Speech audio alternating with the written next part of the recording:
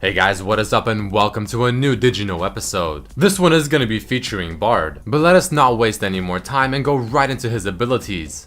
The chimes that Bard collects offer these bonuses specifically. Per chime collected, it gives him bonus movement speed for 7 seconds out of combat, which can stack up to 5 times. He gets 20 plus 1 per minute after 5 minutes of experience and 12% maximum mana regeneration, while of course also slowly upgrading his meeps.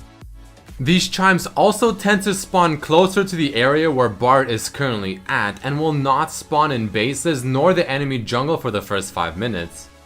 On Summoner's Rift, the chimes spawn every 50 seconds and only Bard can see the chimes on the minimap, and they turn red if there's only 1 minute of the 10 minutes left on the chime before it disappears.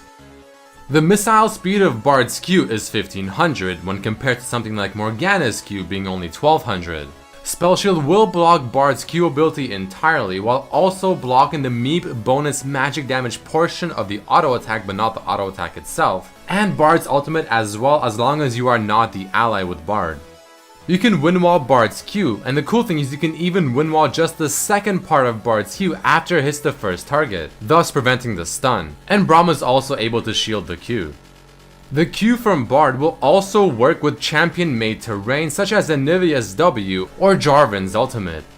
Bard can only have 3 shrines from his W active at a time, however he can still use the 4th one to instantly heal a target without destroying the other 3. Whenever you place a shrine at a certain area, did you know that it gives vision of that area very briefly?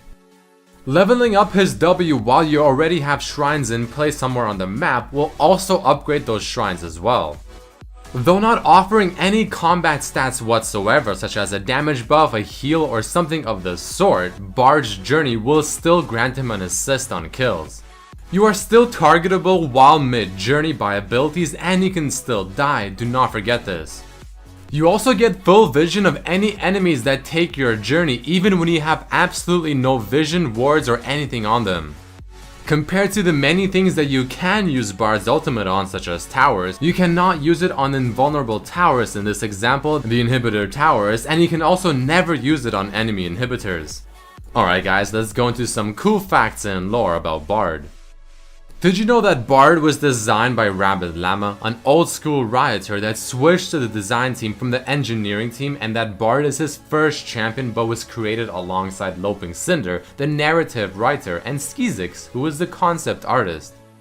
Originally Bard, based on his name as well, was supposed to be a musical champion, though he later had his theme switched to a cosmic being instead. Though even with this being said, he still looks much like a musical champion with his looks, the flute, and only having musical sounds as his voiceover. Prior to release, Bard's symbols were scattered across Summoner's Rift that players could find as a teaser. Bard was designed to have a kid focused on roaming as a support champion due to his passive and his journey ability, and also being relatable to his lore. He was also the very first champion to be released in the year 2015. Potentially coincidental, Rek'Sai's teaser was named the Terror Beneath, while Bard's is named the Wonder Above, and both can create a type of portal and objects that players can stand on to destroy. Bard, along with Nasus, Vhagar, Sion, and Thresh, can theoretically increase his stats infinitely with his chimes. Bard is also the first champion to be able to affect Baron or Dragon in such a way of putting them in a stasis. The Bard trailer was done by Studio MIR, who animated the popular show Legend of Korra and also The Road to the Cup.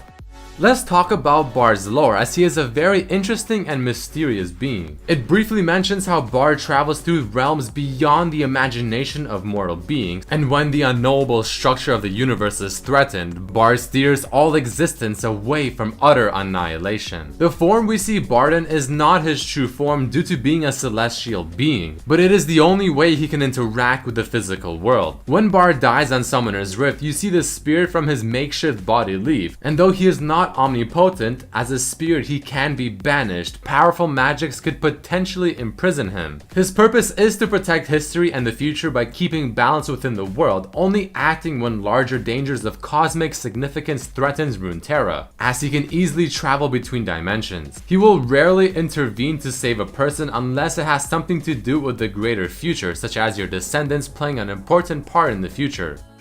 Also, the green ball we see from the cinematic and in the game as well is his horn, and it's a harmonic key that splits layers of reality and taps directly into the magical fiction that all worlds emit.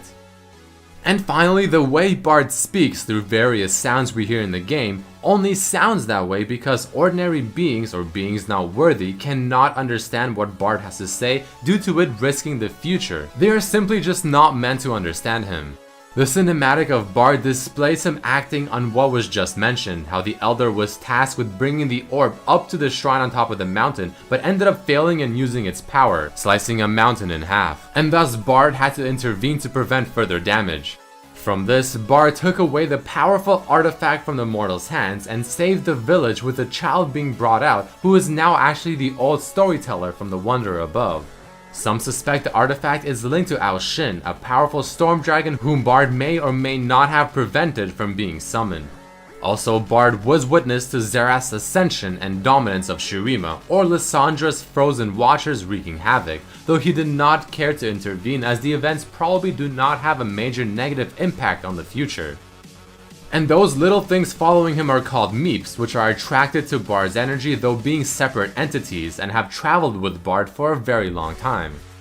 Bard is the second to not have any words in a voiceover, with Rek'Sai being the first. Bard has differences in his lines played based on how many meeps he has spawned, and it is entirely controlled based on that. His voiceover uses 4 parts of instruments being alpenhorn, Egyptian flutes, verbed out piano tone clusters, and a synthesizer called Zebra. Bard's appearance could also be inspired by the Kodama, spirits in Japanese folklore that inhabit trees, also inspiring Bard's meeps.